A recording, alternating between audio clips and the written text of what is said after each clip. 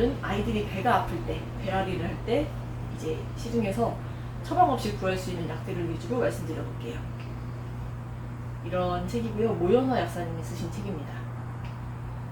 배앓이 약들에는 대표적으로 백초 들어보셨어요, 선생님? 네.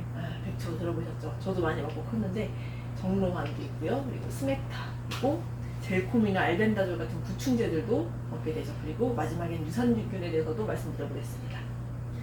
백초는 아이들이 과식하거나 해서 배가 아플 때 많이 먹게 되는 약인데 어린이 소화정장제입니다. 생후 3개월 이후부터 먹을 수 있고 소화불량, 지체, 구토가 있을 때, 변비가 있을 때 여러 가지 증상이 쓰일 수 있도록 허용이 되어 있는 약인데 8가지 약으로 되어 있어요. 황금, 황면, 용백, 황련, 황금, 황백, 용담 이런 약들로 되어 있고 이 약들은 열을 좀 꺼주고 염증을 제거해주고 독소를 빼주는 그런 약들로 되어 있습니다. 그리고 두 번째로 인삼, 육개, 아선약, 감초 이런 약들은 주로 따뜻한 약들이고 위장을 높이고 위장의 운동을 좀 잘 될 수 있게끔 도와주고요. 습을 말려주는 약들입니다. 그래서 어느 정도는 한열이 균형이 잡혀있는 약이기도 하고 많이 쓰이는 약인데 백초도 주의를 하셔야 될 게 있는 게요. 너무 자주 이거를 드시면 안 됩니다. 아이들이 과식하거나 혹은 이런 소화가 안 되는 음식들을 자주 먹게 되면은 이 백초의 신세를 자꾸 지게 되는데 이거를 가능하면은 과식하지 않도록 그리고 밀가루 음식 같은 것들을 최소한 안 먹도록 해주시는 것이 좋고요. 왜 그러냐면은 이런 백초에 너무 의지를 하다 보면은 소화액도 자꾸 덜 나오게 되고요. 백초가 대신해주니까 소화액이 굳이 활동을 할 필요가 없게 되겠죠. 그리고 용동성도 점점 떨어지게 돼서 심한 경우에는 위무력증까지 생기게 됩니다. 그러니까 너무 자주 사용하지 않도록 식습관부터 관리를 해주시는 것이 좋겠습니다. 그리고 정로환이라는 약은 그 아이들이 설사하면 무조건 정로환 먹이면 된다라고 하는 얘기도 들어본 적이 있으셨을 거예요. 그 러일 전쟁에서 일본군 병사들이 이제 설사병에 걸려서 진군을 못하게 됐는데 그때 설사를 잡아서 러시아에 이길 수 있었다. 그래서 전쟁을 승리로 이끌어준 약이다 해서 이제 어르신들이 많이 알고 계신 약이신데 이 약도 주의할 점이 있습니다. 8세 이상만 먹여야 됩니다. 생각보다 어린 아이들, 초등학교에 들어가기 전 아이들의 경우에는 안 먹이시는 편이 좋고요. 오히려 부작용만 더 할 수 있습니다. 그리고 그 아이들이 배가 아프고 설사할 경우에는 대부분 바이러스 장염이 많습니다. 근데 바이러스 장염의 경우에는 이제 구토나 혹은 감기 증상 같은 것들이 더해지는데 그런 경우가 아니고 이 약의 경우에는 물갈이를 했다거나 혹은 음식을 잘못 먹었다거나 해서 약간의 배앓이와 설사가 있을 때 그럴 때 세균성에 주로 쓸 수 있는 약입니다. 정로환의 주요 성분은 크레오소트인데 위장에 살균작용이 있고 약간의 신경마비작용이 있습니다. 그래서 위장이 지나치게 운동을 많이 하면서 복통이 생긴다든지 설사가 생긴다든지 이런 것들 어느 정도 잡아줄 수가 있는 거죠. 대신 위장이 운동을 좀 강하게 한다든가 위장을 좀 따뜻하게 덮여준다든가 이런 작용은 없습니다. 그 외에 진피, 향부자 이런 약들도 조금씩 들어가 있고요. 그리고 두 번째로 스맥타라는 약이 있는데 이 약의 성분은 조금 이름이 깁니다. 디옥타 헤드라일 스맥타이트라고 하는 성분인데 이거는 점토로 유래된 성분입니다. 점토를 먹어도 되나요? 네, 이건 먹어도 됩니다. 먹고서 다 그대로 대변으로 나오게 돼 있어요. 이 약의 주요 작용은 식도부터 점막까지 쫙 도포가 되어서 세균에 의해서 손상이 난 점막이 추가적으로 손상되는 것을 방지해줍니다. 그리고 물과 세균, 바이러스 같은 것까지 한꺼번에 흡착시켜서 배출시키는 역할을 합니다. 근데 이 약의 단점이 뭐냐면 먹기가 힘들다는 데 있어요.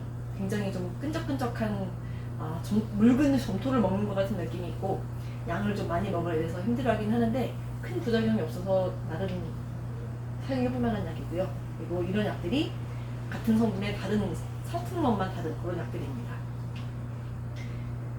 기생충 감염이 2000년도부터 갑자기 늘어났어요.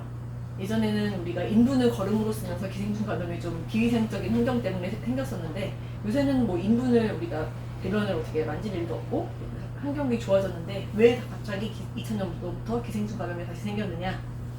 왜냐면은 애완동물을 키우면서 이제 대변과 털 이런 것들을 통해 가지고 사람에게도 기생충이 감염되게 생겼고요. 그리고 생식 같은 것들을 많이 하고 농약을 치지 않은 유기농 식품들을 먹으면서 또 이렇게 기생충이 감염되는 사례들이 늘어나고 있습니다. 아이들이 항문을 긁으면서 배가 아프다고 할 때는 이제 요충을 가장 먼저 의심을 해보셔야 되죠. 그럴 때 쓸 수 있는 약이 어떤 것들이 있느냐? 젤콤, 알벤다졸이 있습니다. 젤콤의 주요 성분은 플루벤다졸이고 알벤다졸의 주요 성분은 알벤다졸입니다. 그러면 성분명이 그대로 상품명이 되었죠. 요 약들이 주요 성분이 되고요. 대체로 이런 기생충들을 처리할 수가 있게 되는데 이 중에서 한 가지 못 잡는 게 있습니다. 뭘까요? 민물고기를 먹고 감염될 수 있는 네? 한충. 아쉽습니다. 흡충 아니고 마지막에는 흡충을 잡지를 못합니다. 민물고기를 먹고서 혈사병이 나고 굉장히 좀 힘들어졌다. 그럴 때는 이 약들로 해결이 안 되시고 처방을 받아서 따로 드셔야 됩니다. 그리고 요충의 경우에도 아이들이 이제 밑에가 가렵고 배가 아프다고 할 때 그 요충을 잡아야 되는데 이 경우에도 하루가 아니고 죄송합니다. 2번을 먹어야 돼요. 한 번에 다 해결되는 것이 아니고 다른 기생충들은 한 번에 해결이 되는데 요충은 알을 낳기 때문에 그 알까지 다 잡으려면은 한 번 반알을 먹고 일주일 후에 반알을 또 먹고 이렇게 2번을 드셔야 됩니다. 유산균은 장내에 현기성 환경에서 사는 산소가 없는 환경에서 사는 균들인데 이제 이런 것들이 당을 먹어서 유산을 내뿜어내서 우리 몸에 좋은 작용을 하는 균들입니다. 원래는 유익균이라는 표현이 맞는데 우리가 이제 그런 것들을 다 포괄해서 유산균이며 당화균이며 낙산균이며 비피더스균이며 이런 것들을 다 포괄해서 그냥 유산균이라고 불러버리는 경향이 있어요. 그런데 유산균도 무조건 좋은 것만은 아닙니다. 생후 100일 미만의 아기들은 그 유산균이 장애에 아직 정착되지가 못한 상태이기 때문에 너무 고함량의 유산균을 먹게 되면은 오히려 모유라든지 분유로 이렇게 차츰차츰 정착되어야 될 유산균이 정착되는데 교란을 일으키게 됩니다. 그래서 이 아이들은 조심해 주셔야 되고 유산균도 균이기 때문에 신장 이식 수술을 받으셨다든가 혹은 굉장히 면역 기능이 많이 떨어져 있는 분들 같은 경우에는 생균을 복용해서는 안 됩니다. 특히 요새 프로바이오틱스라고 해가지고 생균을 많이 복용을 하고 있는데 그런 것들을 조심해 주셔야 됩니다. 감염이 생길 수 있습니다.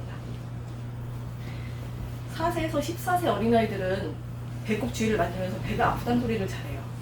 배 아파요, 배 아파요 하는데 대부분은 이 경우에 이제 사랑과 관심을 필요로 하는 경우가 많습니다.